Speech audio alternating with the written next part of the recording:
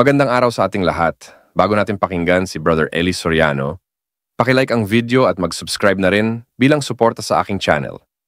Maraming salamat po at maligayang panunood. Nakita natin sa Biblia kung mayroon bang bahagi ang Pilipinas sa kaligtasang ipinapangako ng Diyos.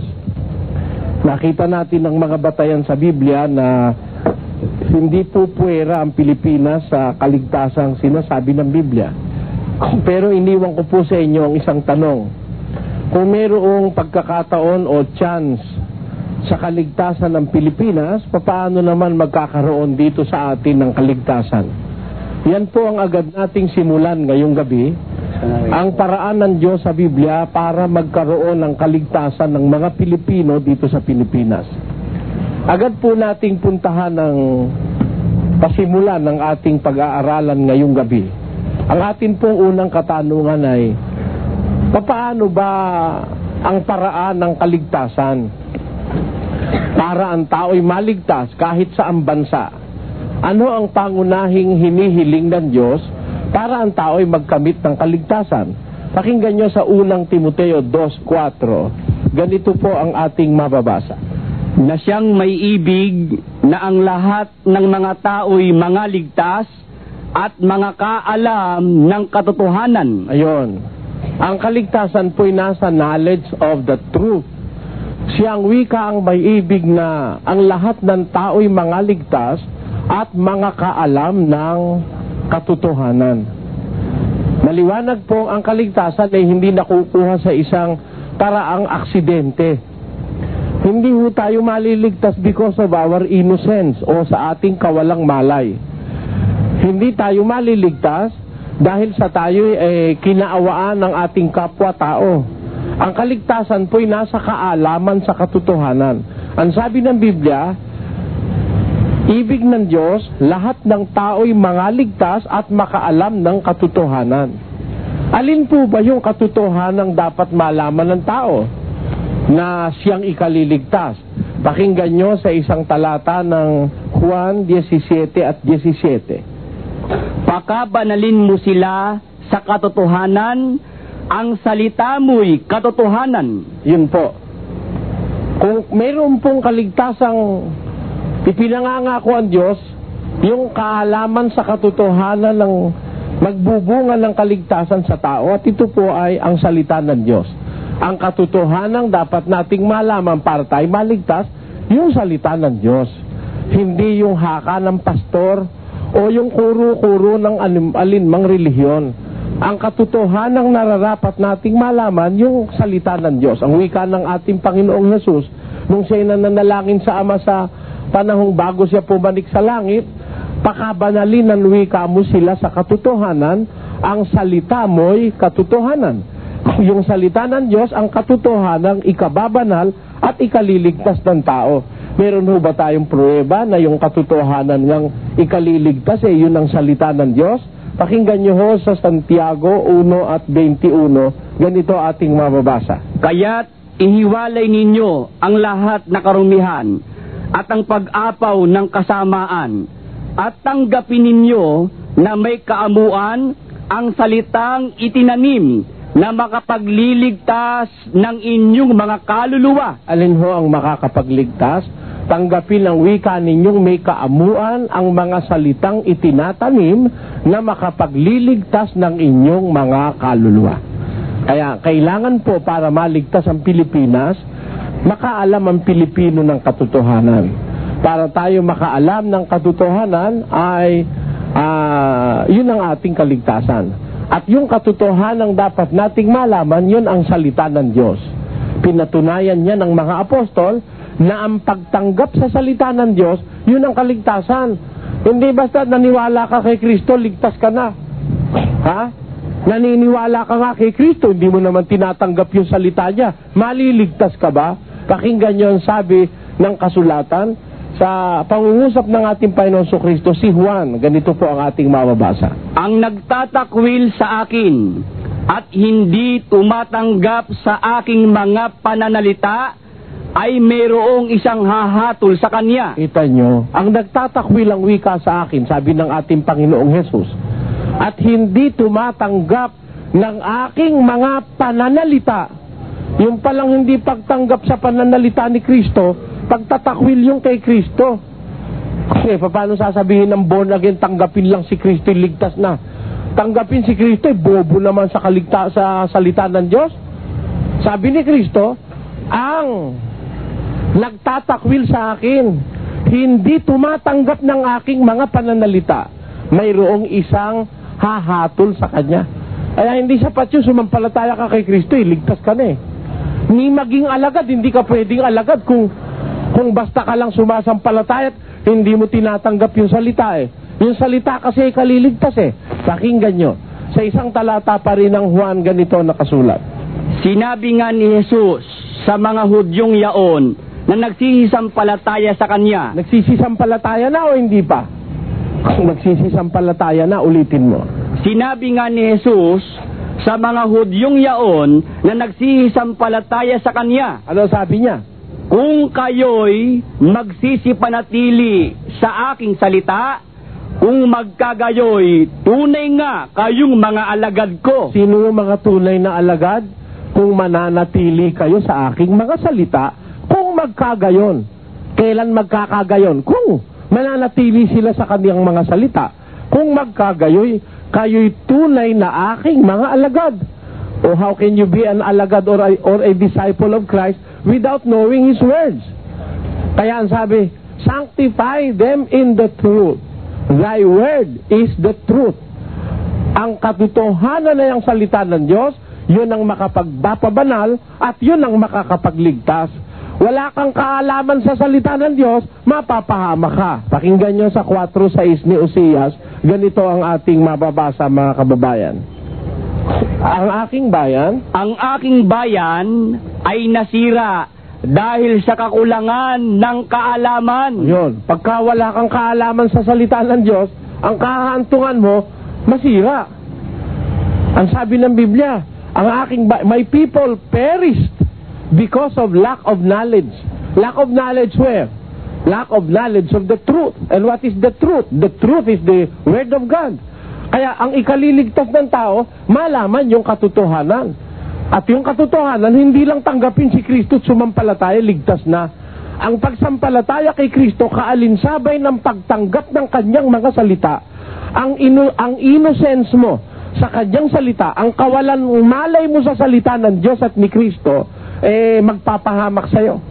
Hindi ka pwedeng maligtas nang wala kang malay sa salita ng Diyos. Yung salita ng Diyos ang ikaliligtas eh. Yun ang gagawin mo eh. Yun ang isa sa kabuhayan mo, yung salita ng Diyos. Yun ang ilalagay mo in actual practice para ka maligtas. Paano kang maliligtas kung di mo alam yon? Ang pinaggagawa mo labag sa salita ng Diyos. Meron bang kaligtasan yung taong ang ginagawa labag sa salita ng Diyos? Meron bang chance ng kaligtasan yung taong nagpawalang halaga sa salita ng Diyos? Ang sabi ni Kristo, ang nagtatakbil sa akin, hindi tumatanggap ng aking mga salita, mayroong hahatol sa kanya. Tanyo, hatol lang pupuntahan ng taong hindi nakakaalam ng salita ng Diyos. Kaya sa Pilipinas, para magkaroon ng kaligtasan, tandaan natin mga kababayan, para magkaroon ng kaligtasan sa Pilipinas, matuto tayo ng salita ng Diyos. Malaman natin ang salita ng Diyos. Ngayon, ang tanong ganito, paano sa Pilipinas ay malalaman at makikilala ang salita ng Diyos? Ano ang paraang sinasabi ng Diyos sa Biblia para yung kanyang salitang ikaliligtas ay malaman ng mga Pilipino? Pakinggan nyo sa isang talata ni Mateo sa 19 at 11. Ganito ating mababasa. Datapwat sinabi niya sa kanila, hindi matatanggap ng lahat ng mga tao ang pananalitang ito, kundi niyaong mga pinagkalooban. Yun pala naman Kung ang salita ng Diyos ay ikaliligtas, hindi naman pala lahat ng tao ay makakatanggap niyan Hindi mo pwedeng basta malaman yan sa sarili mo kaparaanan. Ang sabi sa Biblia, hindi matatanggap ng lahat ang pananalitang ito, malibanan niyaong pinagkalooban. Kaya yung pagkatanggap at kaalaman sa salita ng Diyos, yan ho, pinagkakaloob yan, mga kapatid. Ano ba ibig sabihin ng kaloob? Hindi mo pinag-aaralan niya sa eskwela. Yung mga mangaral ngayon, lalo na yung born again, pinagmamalaki. Tapos daw sila sa seminaryo, sa mga Bible school. Kung yan pinag-aaralan sa Bible school, hindi natatawagin niya na kaloob. Hindi ka matatanggap ito ng lahat ng tao, maliban yung mga pinagkalooban. Kaloob pala yan. Kaya sa Pilipinas, para may maligtas, kailangan may pagkalooban ng Diyos. Para malaman ng kanyang salita sa Pilipinas, kailangan meron siyang pagkalooban. Wala siyang pinagkalooban, hindi matatanggap yan. Sabi ni Kristo, wala namang pasubali yun eh. Hindi matatanggap ng lahat ang pananalitang ito, liban niyong mga pinagkalooban. O di hindi makukuha ng lahat yan. Sa eskwela, hindi. Anong katunayang hindi nakukuha sa eskwelahan niyang kaalaman sa salita ng Diyos at sa kaligtasan? Pakinggan niyo sa isang talata, ganito ang ating mababasa. Nang makita nga nila ang katapangan ni Pedro at ni Juan, at pagkatalastas na sila'y mga taong walang pinag-aralan at mga mangmang, ay nagtaka sila at napagkilala nila na sila'y nakasama ni Jesus. Kita nyo? Si Pedro at si Juan, na pangunahing apostol, na nangaral ng katotohanan, walang pinag-aralan.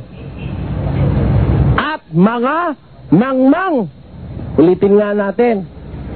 Para sinampal sa pagmumukha itong mga pastor ngayon, na nagmamalaki sila raw tapos ng ministry school, tapos ng Bible school, tapos ng seminaryo, 11 taon.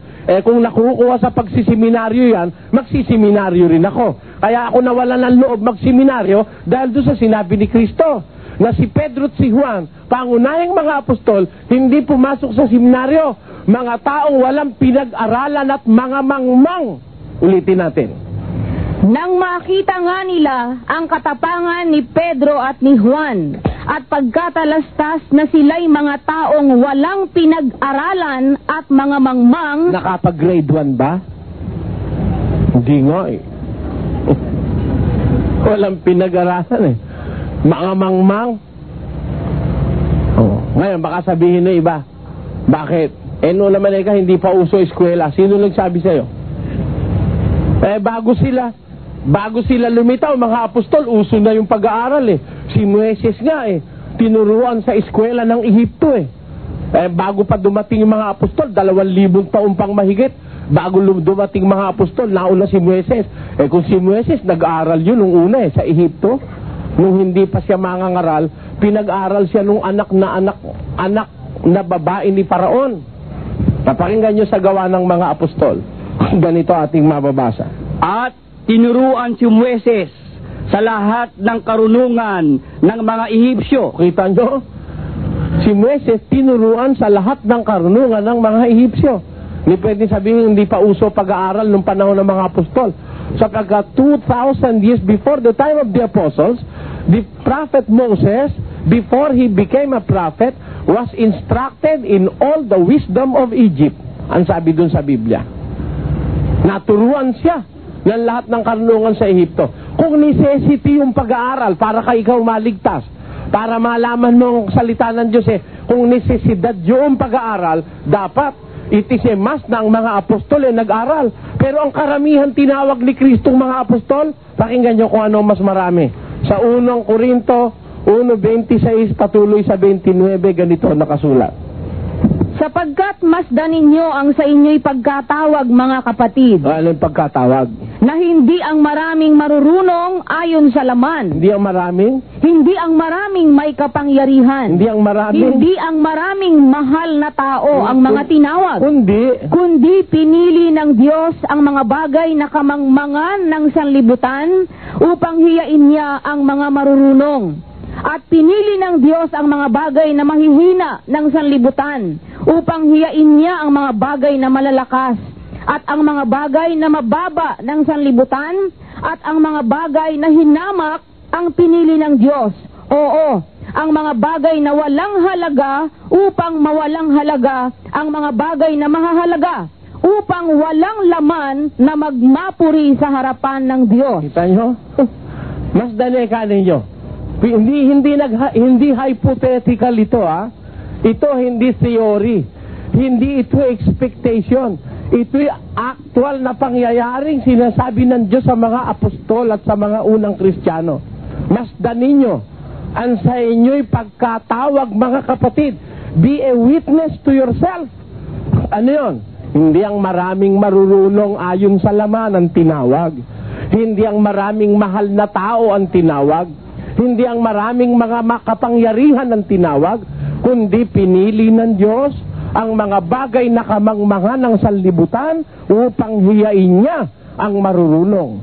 Pinili ng Diyos ang mga bagay na mahihina ng sanlibutan, yung mga bagay na walang halaga, upang mawalang halaga yung mga bagay na mahalaga. Yung mga bagay na hinamak sa sanlibutan, yun ang pinili ng Diyos. Kaya hindi parulungan yan para ikaw makakilala ng Biblia at pagkalooban ka ng Diyos ng pagkaunawa sa kanyang salita. Kailangan may pinag-aralan ka mataas? Hindi ho. Kung ganun, dapat wag makaunawa ang mga apostol. Hindi nag-aral yung karamihan dun eh. Hindi ang maraming marunong ang tinawag. Hindi ang maraming mahal na tao ang tinawag ng Diyos. Ay ako nga, nagpapasalamat ako, di ako nakatapos ng high school eh. Pakita nyo? Dahil siguro kung nakatapos ako ng high school, baka ibang bukasyon ko ngayon. Kasi hindi ako lalapat dun sa nasa Biblia eh. Pag ako'y nakatapos ng high school. Sabagay, ayaw maniwala ni Manolo Fabis na hindi ako nakatapos ng high school. Pero talaga kung hindi ako nakatapos ng high school.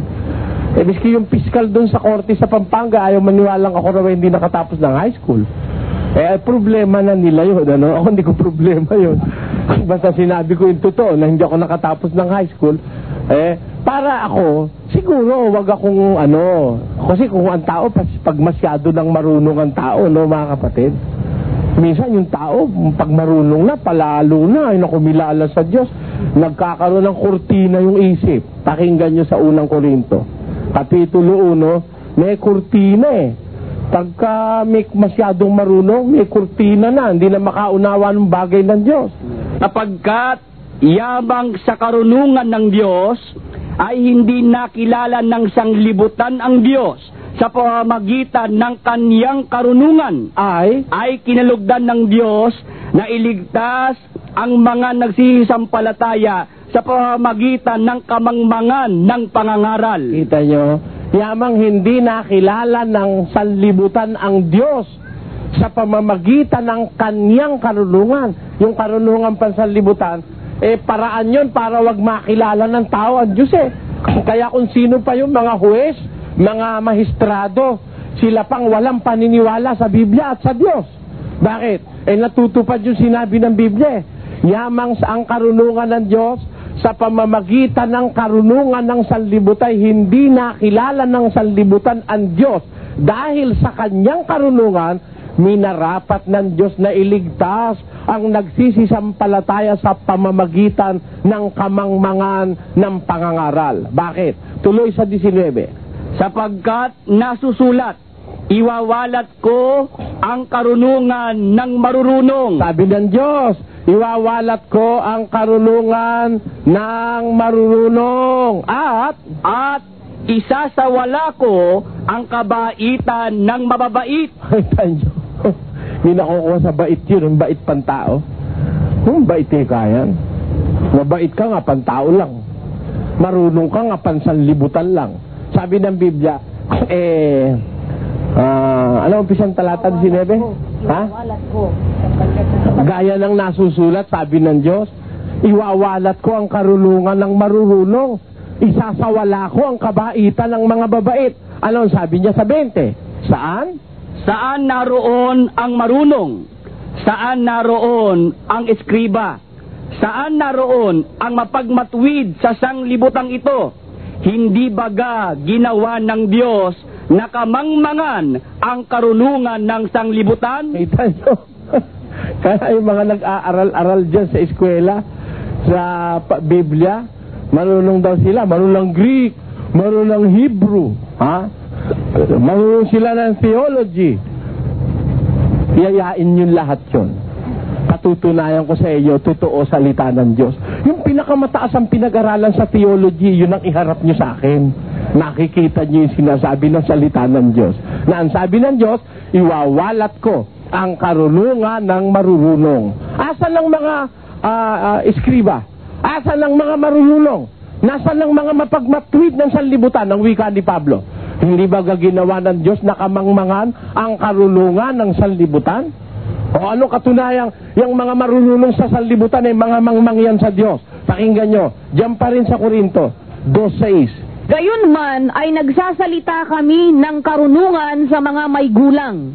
Bagaman hindi ng karunungan ng sanglibutang ito o ng mga may kapangyarihan sa sanglibutang ito, na ang mga ito'y nangauuwi sa wala, kundi sinasalita namin ang karunungan ng Diyos sa hiwaga, yaong karunungan na itinalaga ng Diyos bago nilalang ang mga sanlibutan sa ikaluluwalhati natin, na hindi napagkilala ng sino mang pinuno sa sanlibutang ito, sapagkat kung nakilala sana nila ay di ipinako sa krus ang Panginoon ng kaluwalhatian. Tamo yung mga pinuno ng sanlibutang itong wika ni San Pablo, hindi nila nakilala yung karunungan ng Diyos.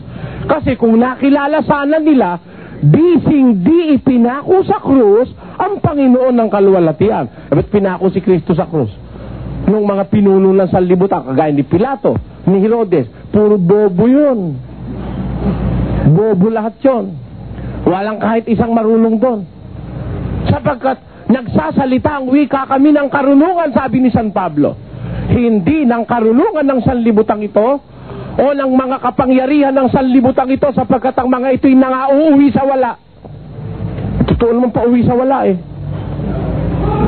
Di ba marunong si Marcos? Asa na? Yung karunungan ba niya pinakinabangan niya? Pakinggan mo nga yung mga tao lang sinasabi kundi magnanakaw si Marcos eh. Bagay, kababayan ko yun. At alam ko namang hindi magnanakaw yun eh. Kung meron mang nagnakaw, hindi si Marcos.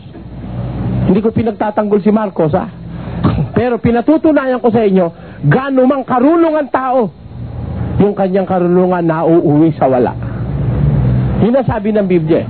Kaya sabi ni Pablo, nagsasalita kami ng karunungan.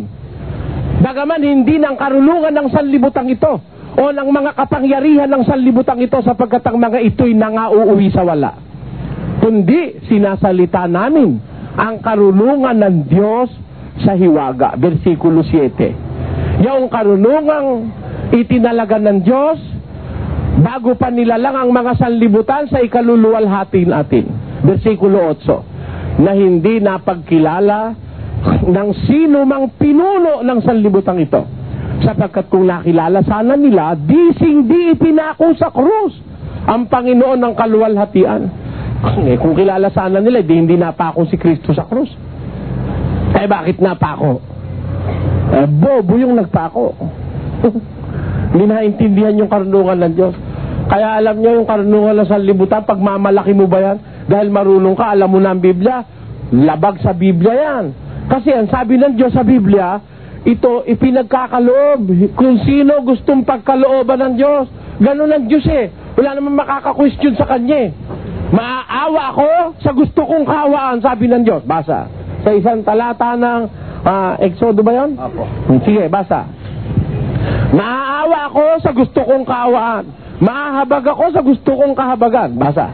At Kanyang sinabi, aking papangyayarihin ang aking buong kabutihan sa harap mo, at aking itatanyag ang pangalan ng Panginoon sa harap mo, at ako'y magkakaloob ng biyaya sa kanino mang aking ibig pagkalooban. May makaka-question ba ron? Magkakaloob ako kung sino gusto kong pagkalooban. Ano, pakialam mo? Ha? Kung pwede ka ba tumila sa langit? Diyos, ba't ako hindi mo rin bigyan ng pakaloob? Aba? Yun ang sabi niya, priority niya yun eh. Siya may-ari ng lahat ng bagay. Di, kung sino gusto niyang bigyan, bibigyan niya. Wala kang pakialam. Tama o hindi? Ikaw man tao ka, meron ka. Di ba kung kanino mo gustong ibigay, pwede mo ibigay yung pag-aari mo? Tama ba o hindi? Walang question sa'yo pagka ibibigay mo.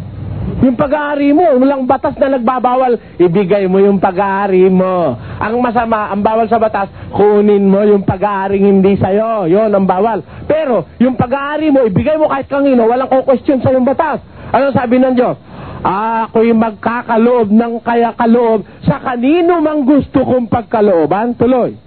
At ako'y magmamaawain sa kanino mang aking ibig kaawaan.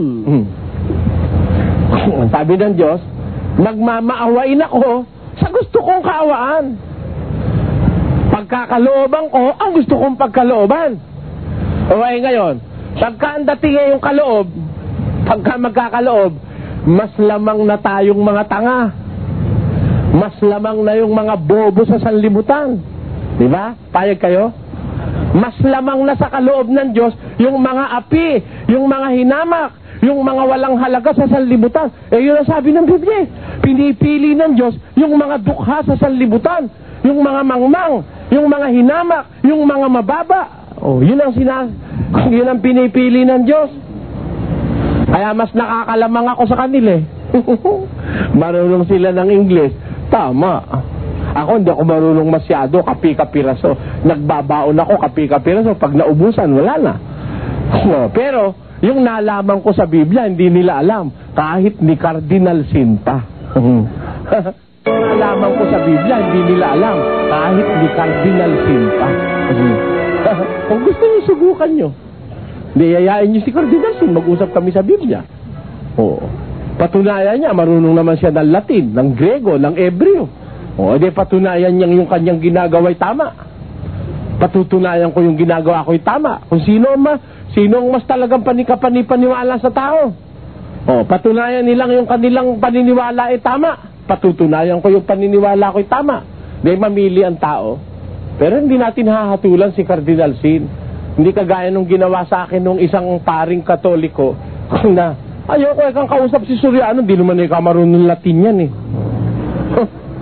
Gusto niya raw marunong ako Latin. Sabihin mo ako marunong ako. Oo. Marunong din ako Latin. Kapi-kapi na sa'yo. Pagka pinag-aralan, ba't hindi mo malalaan yun? Doon sa Pampanga, nagsasalita ako ng Tagalog, minumura ako ng pastor na Kapampangan Sabi ko, maghanda ka. Bigyan mo ka ako ng Sambuan at kakausapin kita ng Kapampangan. Nagbasa ako ng Kapampangan Biblia. Bandang huli, yung Kapampangan alam ko, hindi alam nung talagang Kapampangan malalim yung Kapampangan sa Biblia. Kaya natuto ko kung loloobin. Kaya kung sasabihin nila, kailangan ng kaligtasan, matuto ng Latin, mag-aaral ako Latin, ba't hindi? Kastila, kung kailangan matuto Kastila, mag-aaral ako. Kung kailangan yun. Kagaya nung sabi nung si Almeida, ang tama raw Biblia, English. Yung daw Tagalog, kakapahamak daw yun. Kawawa lahat ng Tagalog. Walang maliligtas. Dahil ang tama lang daw, yung Latin na Biblia, yung English na Biblia. Isa na naman kalokohan yun. Yun daw lang ang Latin. Yun lang daw ang tamang Biblia, yung English na King James. Ang tanong ko sa'yo, yung Kastilang Biblia, mali? Kaya sinasabi mo lang yan, dahil ikaw ang alam mo lang English, at di ka marunong ng Tagalog, di ka rin marunong Latin. Merong ganun mga tao Pero, kung ang pag-uusap partida sa kaligtasan, mas malaki partida natin, mga kapatid. Bakit tayo may partida? Kasi tayo Tayo mga mangmang walang pinag-aralan. Mas malaki ang chance na pagkalooban ng Diyos yung mga walang pinag-aralan. Meron bang patunay sa Biblia na mas malaki ang chance na pagkalooban ng Diyos yung mga walang pinag-aralan at walang karunungan pansanlibutan? Basa sa 11:25 ni Mateo, ganito po ang ating mababasa.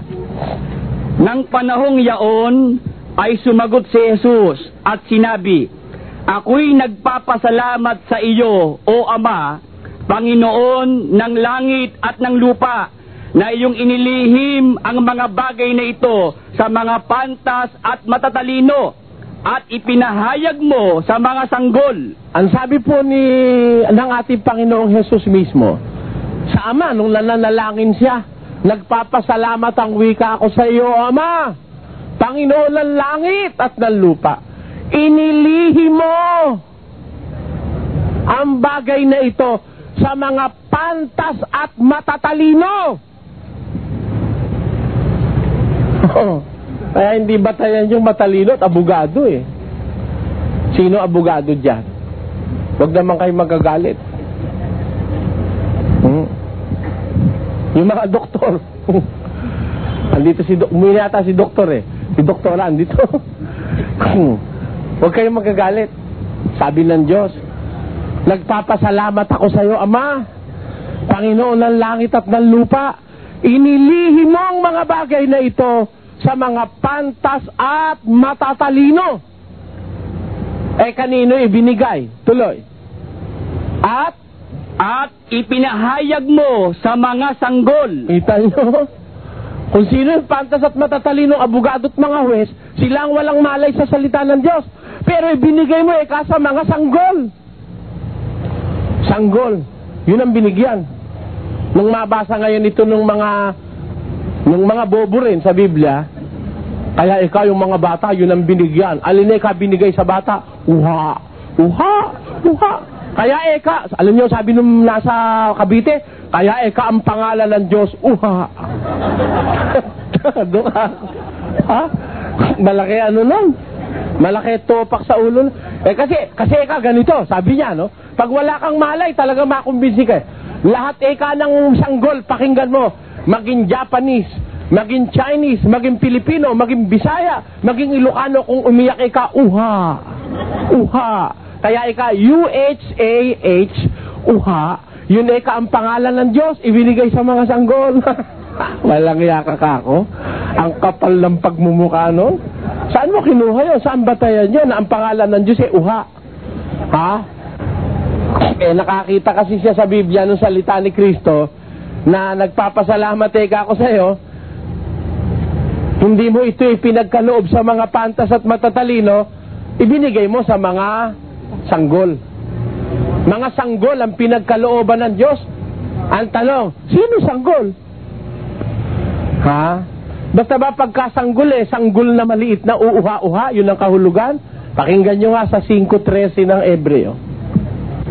Sapagkat bawat tumatanggap ng gatas ay walang karanasan sa salita ng katwiran, sapagkat siya'y isang sanggol. Ayon. Ang tinatawag pala sa Biblia sanggol, yung tumatanggap ng gatas, yung wala pang karanasan sa salita ng katwiran. Yung bago-bago pa lang nakikinig. Kumbaga, para kayo. Halimbawa, si kapatid na ilang taon na ho kayo? O si Senta, bago pa lang siya nakikinig ng salita ng Diyos. Sanggol pa lang ito. Wala pang karanasan sa salita ng katwiran.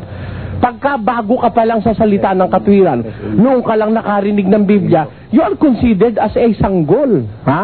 Pakinggan niyo ang katunayan sa unang Korinto 3:1, ganito ating mababasa. Patuloy sa 3. At ako, mga kapatid, ay hindi nakapagsalita sa inyo na tulad sa mga nasa espiritu, kundi tulad sa mga nasa laman, tulad sa mga sanggol kay Kristo. Anong klaseng sanggol? Sanggol kay Kristo. Kinandili ko kayo? Kinandili ko kayo ng gatas at hindi ng lamangkati, sapagkat kayo'y wala pang kaya noon. Kita nyo? Hindi ako makapagsalita sa inyo ng tulad sa nasa espiritu, sapagkat kayo mga sanggol pa kay Kristo. Kinakandili ko kayo, sabi ni Pablo, ng gatas, hindi ng lamangkati, dahil wala pa kayong kaya Kaya yung bago-bago pa lang kay Kristo, tinatawag yan na sanggol. Ngayon, ang tanong, sinong sanggol yung pinagkalooban nung salita ng Diyos? Sabi ni Kristo, inilihi mo sa mga pantas at matatalino, ipinahayag mo sa mga sanggol. Sinong sanggol? Yung bago pa lang kay Kristo? O yung sanggol na uuha-uha? Anong sanggol ang pinagkalooban? Pakinggan nyo sa Roma, ganito ating mababasa. Sa Kapitulo 16. Sapagkat ang inyong pagtalima ay naging bantog sa lahat ng mga tao. Kaya't nagagalak ako tungkol sa inyo. Tatapwat ibig ko na kayo'y maging marunong sa kabutihan at musmos sa kasamaan. Ayun, yung mga taong musmos sa kasamaan, mga sanggol sa kasamaan, babes, ang sabi sa wikang Ingles, mga sanggol sa kasamaan. Yun ang pinagkakalooban ng Diyos, yung mga taong hindi maiitim ang budhi. Ibig mong sabihin, Mr. Soriano, yung maraming makangaral ngayon, maiitim ang budhi. Hindi ako may sabi ang Diyos. Pakinggan nyo. Sa Daniel 12:9. Ito ating mababasa. Pagka hindi alam ang salita ng Diyos, tandaan nyo, may kahulugan yon. Basa tayo. At sinabi niya, yumaon ka ng iyong lakad, Daniel, sapagkat ang mga salita ay nasarahan at natatakan hanggang sa panahon ng kawakasan. Marami ang lilinisin at papuputiin at dadalisayin, ngunit ang masasama ay gagawa na may kasamaan at wala sa masasama na makakaunawa, ngunit silang pantas ay makakaunawa. Kita nyo, wala sa masasama na makakaunawa, sabi ng Diyos. Saradong salita yun. Tagang mangaral masama, hindi pagkakalooban ng Diyos ng unawa sa salita ng Diyos. Sarado na eh. Wala sa masasama na makakaunawa. Meron ba makakaunawa sa masasama? Pagka hindi nakakaunawa, ano ibig sabihin? Masama. Wala sa masasamang makakaunawa eh. Kaya kahit kay bait-bait mo sa paningin ng tao, walang maipinta sa'yo. Banayad na banayad ka mag-sermon. Lagi ka nakangiti. Hallelujah, praise the Lord. Bobo ka sa salita ng Diyos. Ang ibig sabihin nun, masama ka sa Diyos. Kasi hindi niya pinagkakaloob yun sa mga taong masasama eh. Pinagkakaloob niya yun sa mga sanggol sa kasamaan. Ang sabi sa Biblia. Pinagkaloob ng Diyos sa mga sanggol ang kanyang salita. Yung taong hindi masyadong talamak ang kasamaan sa budhi. Yung taong nakita ng Diyos ang puso na hindi swapang, hindi malupit, hindi mapang-agrabyado ng kapwa. Yung taong nakita ng Diyos na malinis ang puso, yun ang paglalagyan niya ng kanyang salita. Kasi yung salita ng Diyos, malinis yun eh. Ikaw ba, Diyos, lalagay mo sa marumi yun? Kayo, iinom kayo. Maraming mga baso, nagtambak sa lababo. Yung ba paglalagyan nyo nung inumin? Marumi eh. Alin ang kukunin mo? Kahit yung tasa, hindi inuman yun. Tasa yun eh. Pero kung mo yun ang malinis, yun ang sasahod mo sa gripo. Dahil yun ang malinis. Ganun ang Diyos. Kahit na halimbawa, sabihin mo pa, yung tao na yun eh hinamak. Kahit na yung tao na yun walang karangalan, ay nakita ng Diyos, yun ang malinis ang puso, yun ang lalagyan niya. Yun ang hanapin niyo sa Pilipinas. Yung taong may malinis na puso, na pinaglagyan ng Diyos ng kanyang salita. Bakit? May patunay ba tayong yung salita ng Diyos, hindi basta-basta inilalagay kahit kanino?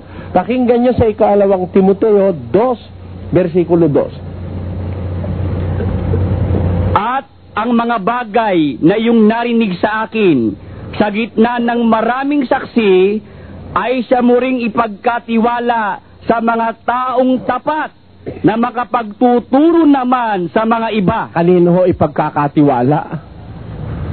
Yun ay kang narinig mo sa akin, ipagkatiwala mo rin sa taong tapat. Yun tapat. Yun ang nilalagyan ng Diyos ng kanyang salita.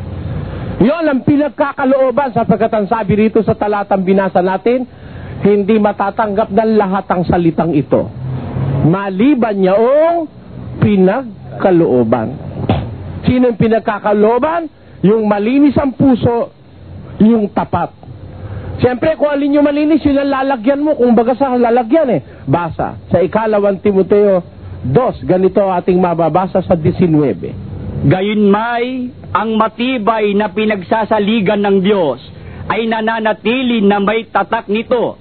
Nakikilala ng Panginoon ang mga kanya. Kita nyo, kilala ng Diyos yung mga kanya. May tatak nga eh. Ano ang tatak? Tuloy. At lumalayo sa kalikuan ang bawat isa na sumasambitla ng pangalan ng Panginoon. Kanya yung sa Diyos, lumalayo sa katarantaduhan yon. O ano ang sabi ngayon? Sa 20. Datapwat sa isang malaking bahay ay hindi lamang may mga sisidlang ginto at pila, kundi mayroon din namang kahoy at lupa. Ang iba'y sa ikapupuri at ang iba'y sa ikasisirang puri. Kung ang sino man nga ay malinis sa alinman sa mga ito, ay magiging sisidlang ikapupuri, pinakabanal, marapat gamitin ng may-ari, nahahanda sa lahat ng gawang mabuti. Kita nyo? Sa isang malaking bahay, di ba totoo yung halimbawa ni St. Paul? Sa isang malaking bahay, maraming sisidlan. May pilak, may ginto, may kahoy, may bato. Kung alin man ang wika ang malinis sa mga ito, siyang sisidlang ikapupuri, pinakabanal, karapat dapat paglagyan at gamitin ng may-ari, nahahanda sa lahat ng gawang mabuti. Ay alam nyo, yung taong lalagyan ng Diyos ng salita, tinitingnan ng Diyos yung puso nun. O, pag nakita ng Diyos, swapang ka pala, hindi ka lalagyan salita ng Diyos. Makakaalam ka ng Biblia, magbabasa ka eh. Paunti-unti. Ha? Pero para ipagkaloob sa yung bulto-bulto ng Diyos, iba kasi yung bulto-bulto kaysa doon sa pulot-pulot eh. Ha? Meron din naman si Eddie Villanueva eh. Pulot. Napulot kay Jimmy Swaggart yung sinasabi ni Villanueva. Di ba? Yung sinasabi ni Crisologo, di ba napulot din yun sa mga Amerikano? Oo. Yung sinasabi ni Mike Velarde, napulot din yun. Yung sinasabi ni Almeida, napulot sa mga Pentecostal sa Amerika. Oh, yung mga sinasabi ng mga pastor dito sa Pilipinas, pinulot. Ako, kayo naman ang humatol. Ako ba yung sinasabi ko, napulot o hindi? Paano kung mapupulot yun, laban sa kanila lahat yun? Saan ko pupulutin yun? Ayun, hindi ko napulot yun. Kakontra nila lahat yung sinasabi ko eh. Paano kung napulot yun sa kanila? Pero sa kanila, may pruwebang nagpulutan sila. Pare-pareho sila sinasabi. Nagpupuri sa Panginoon. Praise the Lord! Hallelujah! Hallelujah! Praise the Lord! Amen! Ayun, yun. Pare-pareho sila nun. Ganon. Panoorin nyo lahat ng programa sa TV kundi ganon. Ganon sila lahat. Pare-pareho sila healing, ha? Miracle, speaking in tongues. Yan, pare-pareho sila, napulot lang. Hindi sa Diyos na ang galing. Eh kasi yung sa Diyos, pinagkakaloob yun eh. Kung sino makita ng Diyos na malinis, lalagyan niya ang puso nun ng salita. Ang tanong, sa Pilipinas ba'y may posibilidad na maipagkaloob ng Diyos ang kanyang salita? Yan. Yan ang ating tanong. Kung idamay na natin ng ating bansa, nagkakaloob pala ang Panginoon Diyos. At ang Diyos nagkakaloob ng kanyang salita para maligtas ang tao. Ang tanong, sa Pilipinas ba mayroon kayang pagkakalooban ng Diyos? At paano makikilala kung may ipinagkaloob na nga ang Diyos sa bansang Pilipinas para pagmulan ng kanyang mga salita? Bibigyan ko kayo ng isang maliit na halimbawa, mga kapatid. Ang Pilipinas kasi, isang bansang maliit eh. Naniniwala kayo maliit ang Pilipinas? Naniniwala ho kayo? Naniniwala kayo ang Pilipinas api-apihan? Inaalipin? Tama o hindi? Kaya nga yung ating national anthem, sabi ko nga sa inyo, may hinanakit pa eh. National anthem lang, hinanakit eh. Aming ligaya na pag may mga api ang mamatay ng dahil sa... Ba't hindi kayo tumindig, ha? Di ba? Pagka raw may mga api, kasi parati na lang inaapi Pilipinas eh. Ay, ang dahil lang namatay ng Pilipino dahil sa pang-aapi ng kapwa tao. Ayun, may nang aping Hapon, inapi tayo niyang mga Hapones. Inapi tayo ng Kastila. Inapi tayo ng mga Koreano, kasama ng mga Hapon, ng panahon ng Hapon, mga Koreanong pakawala. Ha? Yung ating mga anak, binabayoneta. Ihahagis daw yung mga bata ng panahon ng Hapon, sasaluhin ng bayoneta. Gagahasain yung babae, tapos hahatiin ng katawan mula sa ibaba pataas. Ganyang kalulupit yung mga Hapon na yan. Huwag naman kayo magagalit mga Hapon, mga tinamaan kayo ng magaling. Ha? Talagang yung kalupitan na ipinakita nyo sa aming bansa. Kaya ito Pilipinas, api-apihan eh. Ngayon, kung tayo inapi, maliit na bansa, may chance ba tayong maligtas? Baka naman pati sa Diyos apihin tayo. Ganun ba? Meron bang pang-aapihan Diyos sa atin? Pakinggan nyo. May chance ba tayong maging dapat sa Diyos itong maliit na bansa? Sa Deuteronomio Kapitulo 76. Sapagkat ikaw ay isang banal na bayan sa Panginoon mong Diyos. Pinili ka ng Panginoon mong Diyos upang maging bayan sa kanyang sariling pag-aari, na higit sa lahat ng mga bayan na nasa ibabaw ng balat ng lupa. Hindi kayo inibig ng Panginoon, ni pinili kayo nang dahil sa kayo'y marami sa bilang, kaysa alinmang bayan, sapagkat kayo ang pinakamaliit sa lahat ng mga bayan. Nung piliin ng Diyos ang Israel, hindi ang naging pamantayan niya o criteria yung malaking bayan. Maraming tao, maraming marurunong, hindi. Sabi ng Diyos kay sa Israel, pinili ka ng Diyos, hindi dahil ikaw ay malaki, kundi ikaw nga ang pinakamaliit sa lahat ng bayan.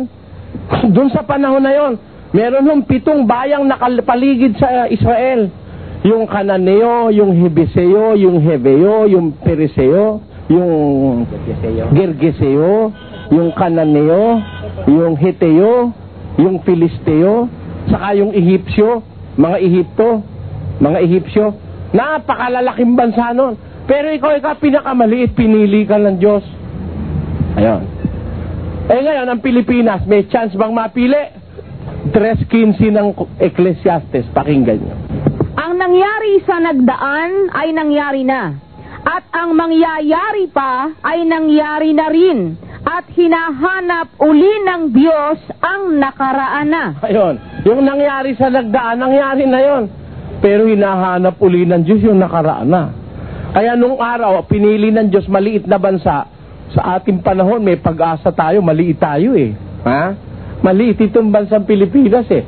May pag-asa tayo sa kaligtasan. Meron ba tayong patutuo sa Biblia? Pakinggan nyo sa Ecclesiastes 9:15. Ganito at 14 muna. Nagkaroon ng maliit na bayan, at iilan ang tao sa loob niyaon. At may dumating na dakilang hari laban doon, at kumubkob, at nagtayo ng mga malaking tanggulan laban doon. May nasumpungan nga roong isang dukhang pantas na lalaki, at iniligtas niya ng kanyang karunungan ang bayan. Kita nyo, ang kaligtasan nasaan? Nandun sa maliliit. May maliit na bayan. Kakaunti lang ang tao ron. Meron pang dumating na isang dakilang hari. Nagtayo ng malalaking tanggulan laban doon. Hindi talagang api-apihan yung bayan, sa pagsasalarawan ng Biblia.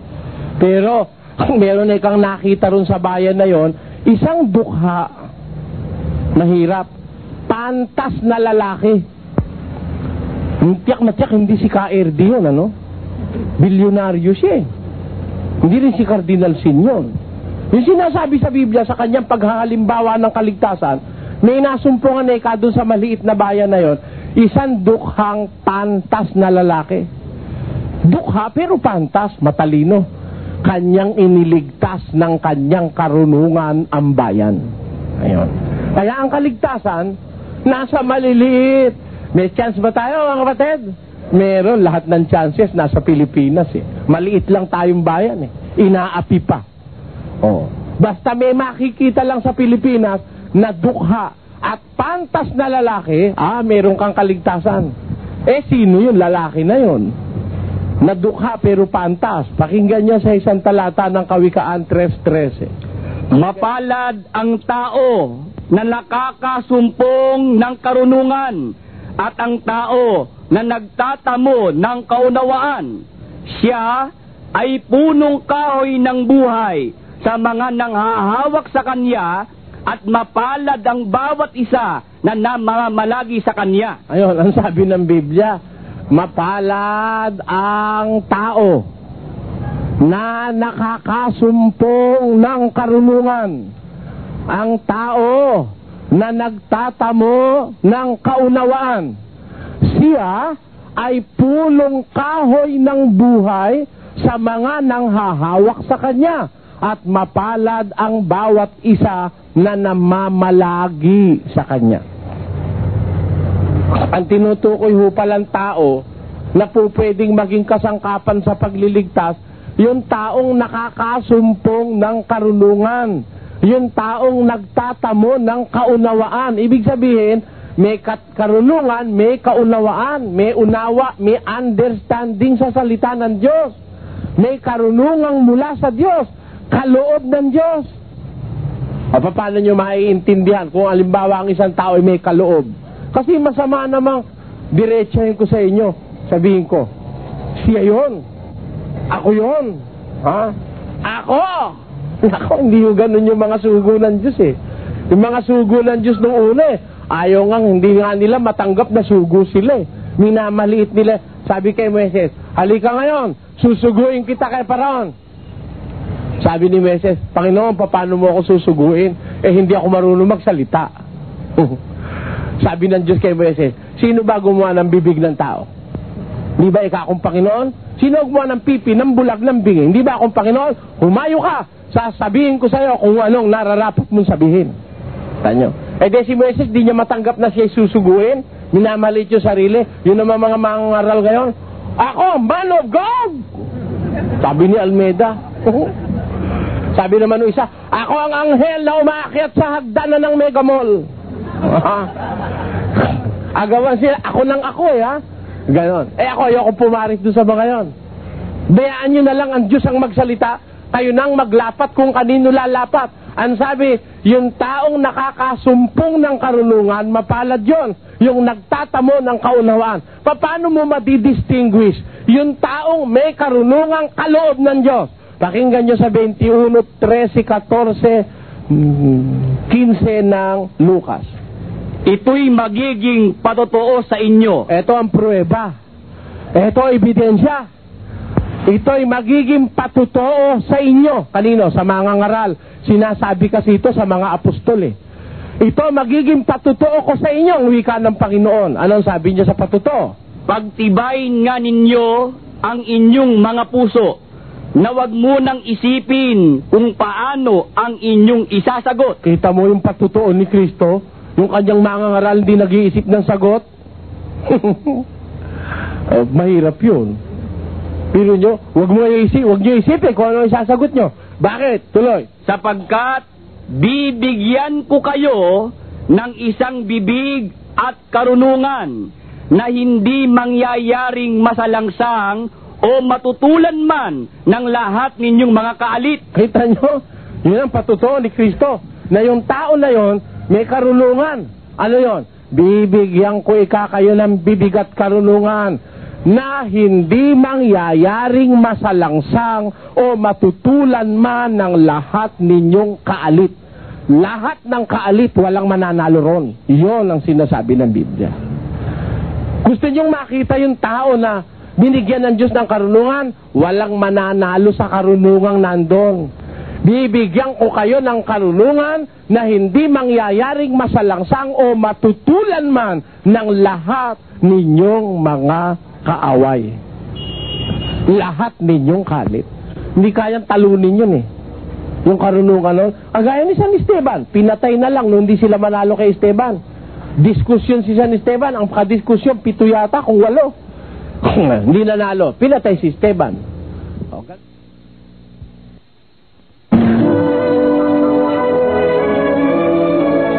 Yung nakita yung tao na binigyan ng Diyos ng karunungan, walang mananalo sa karunungang nandun. Bibigyan ko kayo ng karunungan na hindi mangyayaring masalangsang o matutulan man ng lahat ninyong mga kaaway. Lahat ninyong kalit. Hindi kayang talunin yun eh. Yung karunungan nun. Agaya ni San Esteban, pinatay na lang nung hindi sila manalo kay Esteban. Diskusyon si San Esteban, ang kadiskusyon, 7 yata kung 8. Hindi nanalo, pinatay si Esteban. O, ganun din naman ang ating Panginoong Hesus. Hindi sila manalo sa diskusyon, pati yung matatandang hukluban na nandun sa templo. Bata lang siya. Kasi yun ang patutuo ng Diyos eh. Pag binigyan ka ng Diyos ng karunungan, walang uubrang manaig sa'yo. Hindi ka pananaigan ng iyong kaaway pagka ang pag-uusap ay karunungan ng Diyos na nasa Biblia. Anong katunayan mga kapatid? Na yung karunungan na yan, yung pagkaunawa sa salita ng Diyos, yan ay ipinagkakaloob, di nakukuha ng tao sa sarili yan. At pag meron ka niyan yung iba wala.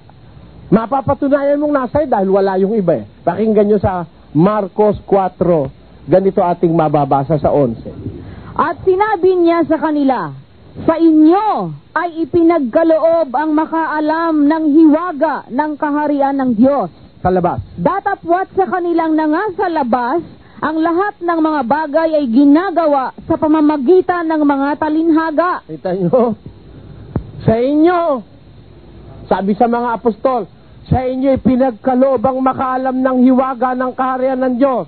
Sa labas, talinghaga, upang kung magsitingin sila'y mga kakita at huwag mamalas, at kung mga kinig sila'y makarinig at huwag makaunawa. Kita nyo, sa labas, makikinig sila, walang unawa, titingin sila, hindi makikita nila, hindi nila mamamalas. Kaya itong Biblia, ako tinitignan ito araw-araw, Bible study. Bible study. Bible study ng Bible study hanggang ngayon, study pa rin. Pakinggan nyo. Sa 2 Timoteo. O nakakita na kayong Bible graduate na sila? Hanggang ngayon, Bible study pa rin sila. They are all studying. Basa. Na laging nagsisipag-aral at kailan paman ay hindi nakararating sa pagkaalam ng katotohanan. O, nag-aaral ba? Ay, study nga, laging nag-aaral. Kailan pa may hindi nakakarating sa pagkaalam ng katotohanan. They will never arrive to the knowledge of the truth. Palagi silang nag-aaral. Aral ng aral. Aral ng aral. Bible study, umaga, gabi, hapon, tanghali, hating gabi, overnight prayer meeting, Miyerkules, Huwebes, Sabado, Linggo. Aral ng aral. Hanggang ngayon, puro bobo. Bakit? Aba, pangalan lang ng iglesia, hindi alam ko alin yung tama Meron nilagay yung iglesia, Church on the Rock. Para bang yung Ram on the Rock? Ano? Yun, Church on the Rock. Pangalan lang ng iglesia, hindi alam ko ano gagawin Hindi alam ko ano yung pangangalan sa kanilang samahan Yun ang patutuo ko sa inyo, mga kapatid, na hindi lahat na nagbabasa ng Biblia napagkalooban ng Diyos. Pero makikita mo kung sino may kaloob. May dalang karunungan yun Tanungin mo yun, hindi nag-iisip, sumasagot na. Yun ang sabi ni Kristo Huwag kayo mag-isip kung ano isasagot nyo. Bibigyan ko kayo ng bibig at karunungan na hindi mangyayaring masalangsang o matutulan man ang lahat ninyong kaalit. Kaya pag may karunungan, dala-dala, yun ang hanapin nyo mga kapatid. At yun ang magpapasimula ng katuwiran sa isang bansa. Yung taong nagtamo ng karunungan, nakasumpong ng kaunawaan. May unawa sa salita ng Diyos sa Biblia. Pag meron nun, kahit kanino matupad yun, yung doon ang samahan nyo. Kaya nga sabi ko sa mga kapatid dito, pag may nakita kayo mga kapatid, mas maliwanag ang aral kaysa sa atin, yayain nyo ko, sasama ko ron. Pag may mas maliwanag, pero pagka walang mas maliwanag, dito muna tayo. Pero pag may mas maliwanag, yayain nyo ko, wag nyo kong iiwan. Sama nyo ko ron ba? Gusto ko rin maligtas. Kung meron nung ganun taong nakasumpong ng karunungan. Ngayon, hindi siguro ako naiintindihan ng iba. Di hindi ka pa pala nakakatiyak kapatid na Suryano dyan sa iyo. Tanong ko naman sa iyo, sino ba namang makakaralan narinig mong magpapaputol ng lalamunan kundi ako? Kung yung lalamunan ko ipapuputol ko, ibig mo ba sabihin wala ka kwenta-kwenta yung lalamunan ko? Isa lang ang lalamunan mo Yung daliri ng kamay mo pwede mong paputol, buhay ka pa pero pag yung lalamunan mo naputol, morir es descansar. Ano pa ibig ko sabihin? Kaya kung nga pinapaputol, sigurado na ako Kaya lang binibigyan kita ng benefit of the doubt. Ayan. Baka naman sabihin mo, nagmamataas ako. Kaya sabi ko, maghanap ka. Pag nakakita ka, sasama ako. Pero talaga, ang paniwala ko, wala ka lang makikita. Mas maliwanag dito. Sinubukan ko na Nasubukan ko na kasi yun.